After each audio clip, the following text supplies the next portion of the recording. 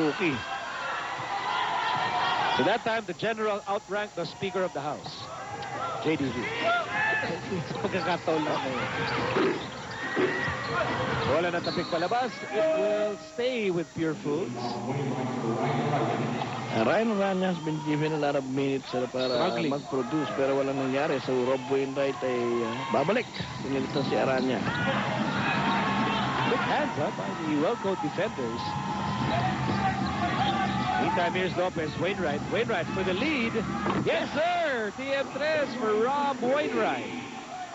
At yun nga ang game plan itong Welco, pero masabayan yung Pure Foods. Pero siguro, ang game plan na kung nakasabay ka na hanggang dito sa puntong ito, lamangan mo na kung kaya mong lumang ng malaki. So nag-aabol ang Pure Foods dito with 9 on the shot clock. Here's Adugol. Adugol, wild shot. Here's Evangelista, nowhere to go, and a foul is spotted by referee Cornejo. Ray Evangelista, pinaka-veterano na dito sa kupunan ng Pure Foods. At magtutungo sa free throw line, pero mamaya na yun. Time out muna tayo rito. With the welcome on Kuya yun si Carlo. Ito naman ang bunso ni Richard Del Rosario. At ito naman si Mr. 25%. Aaron Black. 25 lang. Ito yung mga ano na yan, mga old model. Of course, Richard and Coach Norman, they'll all be part of our special edition of Black Sport in commemoration of the International Children's Day of broadcasting. Siyempre tayo hindi tayo tumatabi dun sa mga chikiting nila doon kasi pangkab lang natin dalawa eh. Ano sabi na? Junior Eraser? Junior Human Eraser. Ganun ba siya, no? Si Richard ng araw, Human Eraser yun? Yes, because he erases his own points. Saka yung kulay sa sa bench na bubura eh. Yung sa upholster, di ba? So that's a special edition of Black Sport. Mamaya, at the half, abangan niyo po yan. Back to the ball game. Here's Nick Velasco. And almost loses the ball. Here's Lopez. Lopez fires and misses. Rebound para kay Roger Yap. Takbuhan kagad ang Pure Foods dito. 4-on-3 break. Roger Yap. Sidestep beauty. Sumobra. Offensive rebound for Kirby James. Yap for 3. In and out. Nanulak ba si Romel Adugol doon? Kitang-kita ka ng referee, oh. Kahit lahat ng tao dito nakita yung ginawa mo eh. I still can't forget that game between Pure Foods and Magnolia na kung halos maiyak na si rookie na si Samige Eman dito sa pagka-veterano. No other way to put it. Pagka-veterano ni Romel Adugol. Minama ba na? Minama. Meantime, here's Devan. Pull up is good. Okay na countdown ko ito eh. 14 na si Devans eh. He's halfway there.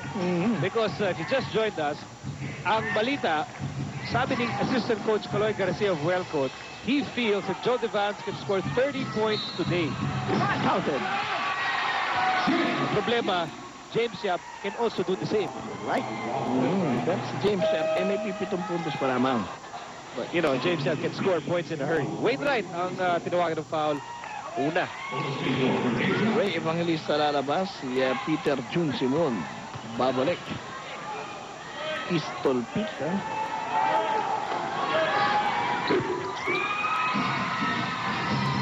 Eight points in the ball game para dito kay James Yap.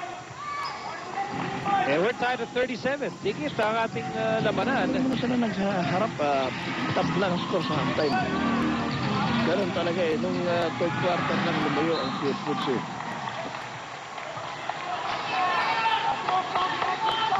Normally, that's an indication that these two teams match up well.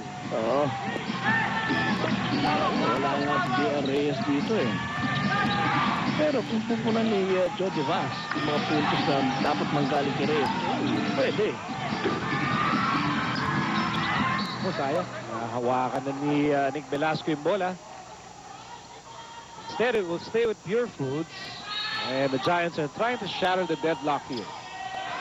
Here's James Yap. Adugol back to Yap. 18 to shoot here. Forced out. Pinilit. Ay, Tulak ni Rob Wainwright itong si Peter June Simon. second straight foul para dito kay Rob Wainwright. At pang-limang team foul na yan laban sa Wellcoat. Under 4 minutes to go in what has been a very interesting first half. Simon on the move, pinasa kay Roger Yap, pera back to Simon. Simon pull up, binalik kay Yap. Yap fires, alanganin. Rebound na ako ni Devans. Quickly to Denver Lopez. Lopez on the move. Lopez outed by James Yap, and now he'll step on the break. Here's Lopez, Devans. And now Velasco against Kirby Raimundo. Nice turn by Velasco. Caught Kirby by surprise. Si Roger Yap yung matatawagan ng foul doon dahil sumundot si Roger Yap sa ibaba. So, dalawang free throws para dito kay Nick Velasco. Lapit na, St. Nick. How many days to go? 16 days. 16 days to go. Mm-hmm. And I haven't bought a single gift. Walang oras eh. That's not good. Kung biktima ang last minute shopping. Yun, ang problema natin dyan. Makikigulo tayo sa mga hindi marunong maghanda. Okay, 3 and 12 remaining in the first half. Lamang ang Wellcoat dito, 38-37. Simon goes right. Simon goes right and you. Simon to Roger Yap. 6 to shoot. Kailangan tumira to. Tira na. James Yap for 3.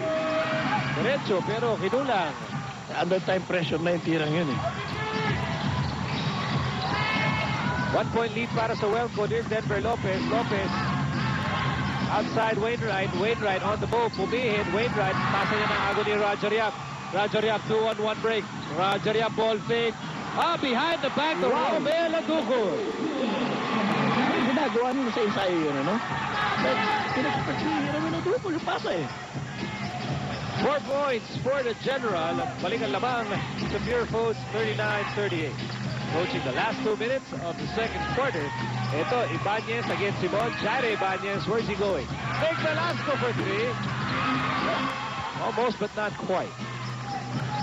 2 minutes remaining in the second quarter. Adugol inside. Offensive foul na itatawag laban dito kay Romel Aducol. At mapapangiti na lang si Adugol. At mapapatawag naman ng timeout.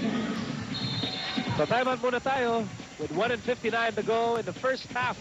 Lamang ang Pure Foods 39-38.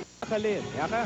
A little update on Joe Devans at bakit mukhang inspirado siya. Kasi ikakasal na siya sa December 28 sa kanyang Mexican-American girlfriend na si Monica Franco sa kanilang hometown sa Texas.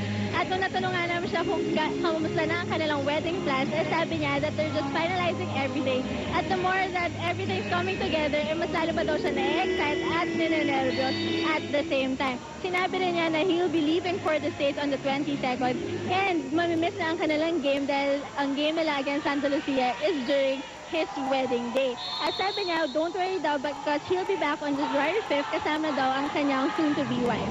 Back to you guys. So, maraming salamat, Miyaka. Alam mo, isa lang ibig sabihin niya. Ano? Walang naitutulong si Joe sa kanyang wedding plans and preparation. Tanging yung fiancé lang na gumagawa ng lahat. Yan ang ibig sabihin niyan. Sa'yo nandito eh, no? Kasi nandito. Hindi, babayaran lang daw niya. Ganun na lang daw. Babayaran ko. Ikaw na, bahala dyan. Si Kirby Raimundo tinawagan ng foul second personal. Yan, Joe Devans. Malapit na ikasal. So, congratulations and best wishes in advance. Nick Velasco sinks the first free throw. Tabla tayo 39 all. Pwede pang lumang. Itong Wellcoat, 11 points in the ball game para kay Velasco. 14 naman para dito kay Devans. By the way, the St. Joseph School Sulyak Batch 77 of Olongapo City celebrates its 30th anniversary and reunion on December 29th at the YMCA Pavilion, Olongapo City.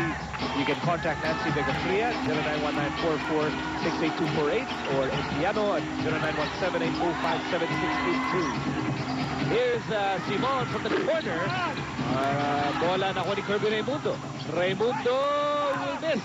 Kapit ng bola, napunta na naman kay Kirby. Raimundo will score! Persistence for you. Ano, si Raimundo, although hirap na hirap siya dahil yung